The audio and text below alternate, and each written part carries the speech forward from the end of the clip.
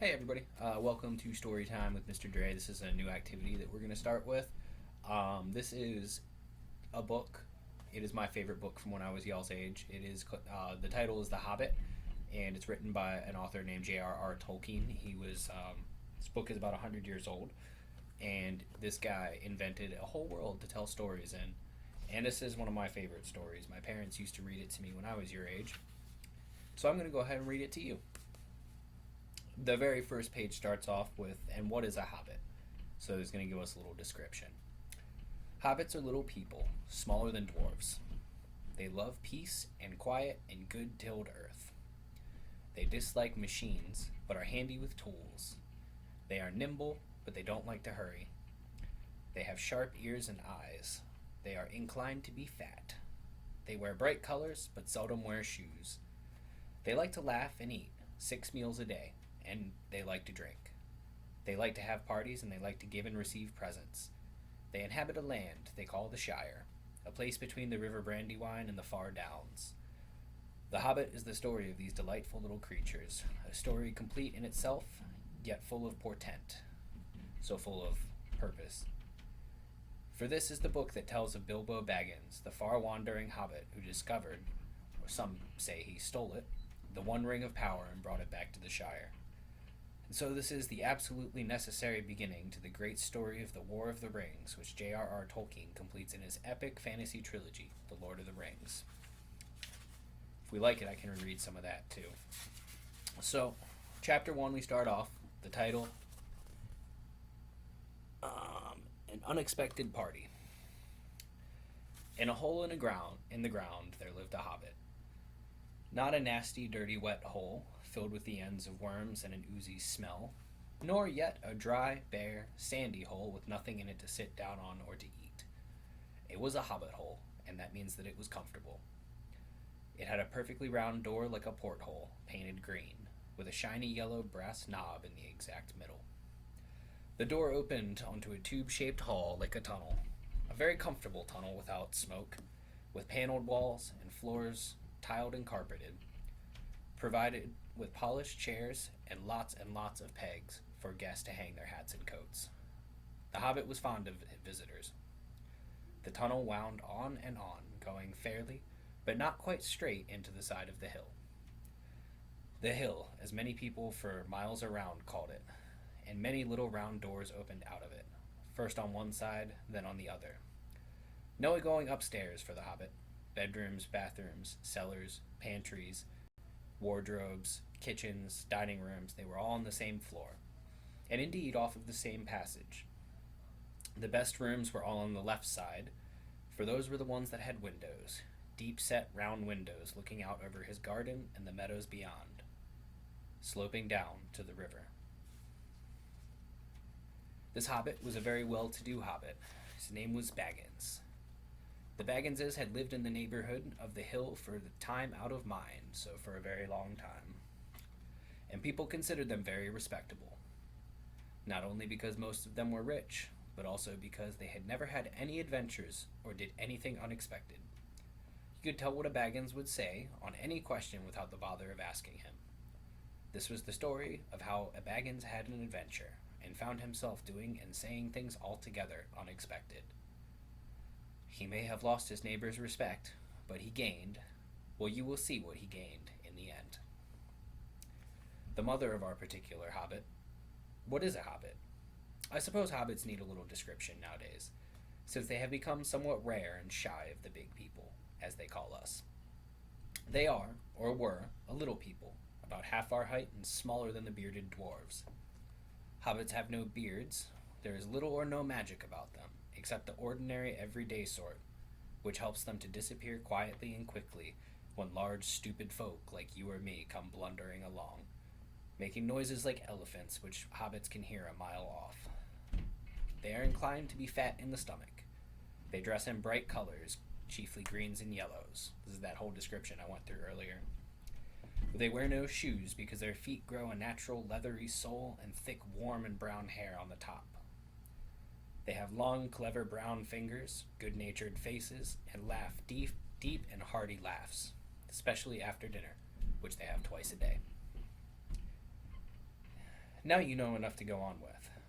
As I was saying, the mother of this hobbit, of Bilbo Baggins that is, was the famous Belladonna Took, one of the three remarkable daughters of the Old Took, head of the hobbits who lived across the water, the small river that ran at the foot of the hill. It was often said, in other families, that a long time ago, one of the Took ancestors must have taken a fairy for a wife. That was, of course, absurd, but certainly there was still something not entirely hobbit-like about them, and once in a while members of the Took clan would go off and have adventures. They discreetly disappeared, and the family hushed it up, but the fact remains that the Tooks were not as respectable as the Bagginses, though they were undoubtedly richer. Not that Belladonna Took had ever taken any adventures after she became Miss Bungo Baggins. Bungo, that was Bilbo's father, built the most luxurious hobbit hole for her, and partly with her money.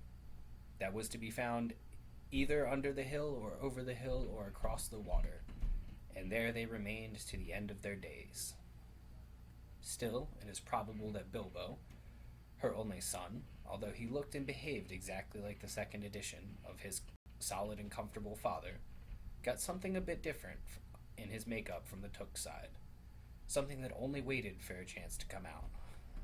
The chance never arrived until Bilbo Baggins was grown up, being about 50 years old or so, and living in the beautiful hobbit hole built by his father, which I have just described for you, until he had, in fact, apparently settled down immovably. By some curious chance, one morning long ago, in the quiet of the world, when there was less noise and more green, and the hobbits were still numerous and prosperous, and Bilbo Baggins was standing at his door after breakfast, smoking an enormously long wooden pipe that reached nearly down to his woolly toes. Gandalf came by. Gandalf, if you've heard only a quarter of what I've heard about him, and I have heard only very little of all that there is to hear, you be prepared for any sort of remarkable tale. Tales and adventures sprouted up all over the place where Gandalf went, in the most extraordinary fashions. He had not been down that way under the hill for ages and ages. Not since his friend the Old Took had died. In fact, not since his friend the Old Took had died, in fact, and the hobbits had mostly forgotten what he looked like. He had been away over the hill and across the water on business of his own since they were all small hobbit boys and girls, so Gandalf hasn't been seen around here in about 50 years. All that the unsuspecting Bilbo saw that morning was an old man with a staff. He had a tall, pointed blue hat, a long gray cloak, a silver scarf over which his long white beard hung down below his waist, and he wore immense black boots. "Good morning," said Bilbo, and he meant it. The sun was shining and the grass was very green. But Gandalf looked at him from under his long bushy eyebrows that stuck out further than the brim of his hat. "What do you mean?" he said. "Do you wish me a good morning, or mean that it is a good morning whether I want it or not? Or that you feel it is a good morning, or that it is a morning that we should be good on?" "All of them at once," said Bilbo. A very fine morning for a pipe of tobacco outdoors. Into the bargain, if you have a pipe about you, sit down and have a fill of my tobacco."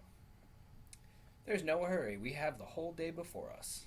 Then Bilbo sat down on a seat by his door, crossed his legs, and blew out a beautiful gray ring of smoke that sailed up in the air, without breaking, and floated off over the hill. "Very nice," said Gandalf, "but I have no time to blow smoke rings this morning. I'm looking for someone to share in an adventure that I'm arranging, and it's very difficult to find anyone." "I should think so in these parts. We're a plain, quiet folk, and we have no use for adventures. Nasty, disturbing, uncomfortable things. They make you late for dinner." "I can't think of what anybody sees in them," said our Mr. Baggins, and he stuck one thumb behind his teeth and blew another, even bigger smoke ring. Then he took out his morning letters and began to read, pretending to take no more notice of Gandalf. He had decided that Gandalf was not quite his sort, and wanted him to go away, but the old man did not move. He stood, leaning on his stick and gazing at the hobbit without saying anything, till Bilbo got quite uncomfortable, and even a little angry. "Good morning," he said at last. "We don't want any adventures here, thank you. You might try over the hill or across the water." By this he meant that the conversation was at an end. "What a lot of things you use good morning for," said Gandalf. You, excuse me. Now you mean that you want to get rid of me, and that it won't be good until I move off. Not at all, not at all, my dear sir. Let me see, I don't think I know your name. Yes, yes, my dear sir, and I do know your name, Mr. Bilbo Baggins. And you do know my name, though you don't remember that I belong to it. I am Gandalf, and Gandalf means me. To think that I should have lived to be good morninged by Belladonna Took's son, as if I was selling buttons at his door. Gandalf, Gandalf, good gracious me. Not the wandering wizard that gave old Took a pair of magic studs that fastened themselves and never came undone. Not the fellow who used to tell such wonderful tales at parties about dragons and goblins and giants, and the rescue of princesses and the unexpected luck of widows' sons. Not the man that used to make such particularly excellent fireworks. I remember those. Old Took used to have them on Midsummer's Eve. Splendid! They used to go up like great lilies and snapdragons and laburnums of fire and hang in the twilight all evening. Those were all flowers. You will notice already that Mr. Baggins was not quite so prosy as he'd like to believe he was, so he wasn't quite as well spoken as he thought. Although he was also he was very fond of flowers. Dear me, he went on, not the Gandalf who was responsible for so many quiet lads and lasses going off into the blue on mad adventures. Anything from climbing trees to visiting the elves, or sailing in ships, sailing to other shores. Bless me, life used to be you used to upset things quite badly in these parts once upon a time. I beg your pardon, but I had no idea you were still in business. Where else should I be, said the wizard. All the same, I'm pleased to find that you remember something about me. You seem to remember my fireworks kindly, at any rate. And that is not without hope. Indeed, for your old grandfather Took's sake, and for the sake of poor old Belladonna, I will give you what you have asked for. I beg your pardon, I haven't asked for anything, said Bilbo. Why, yes, you have, twice now. My pardon, I give it to you. In fact, I will go so far as to send you on this adventure. Very amusing for me, and very good for you, and very profitable, too. Very likely, if you ever get to it. Sorry, I don't want any adventures, thank you. Not today. Good morning, but please come to tea tomorrow, anytime you like. Please come to tea anytime you like. Why not tomorrow? Come tomorrow. Goodbye. With that, the hobbit turned and scuttled inside of his round green door, and he shut it as quickly as he dared, so it wouldn't seem rude. Wizards are, after all, wizards. So what on earth did I ask him to tea for? Bilbo said to himself as he went into his pantry. He had only just had breakfast, but he thought a cake or two and a drink of something would do him good after that scare. Gandalf, in the meantime, was still standing outside the door and laughing long and quietly. After a while, he stepped up, and with the spike of his staff, he scratched a strange sign on the hobbit's beautiful green front door. Then he walked away. Just about the time when Bilbo was finishing his second cake, and beginning to think that he had escaped all of the adventures. Alright, we'll pick up after that. Basically, Bilbo was hanging out in his front yard, and a random wizard walks by, asks him if he wants to go on an adventure, and Bilbo said no. So we will pick up with that in the next one. I hope y'all enjoyed.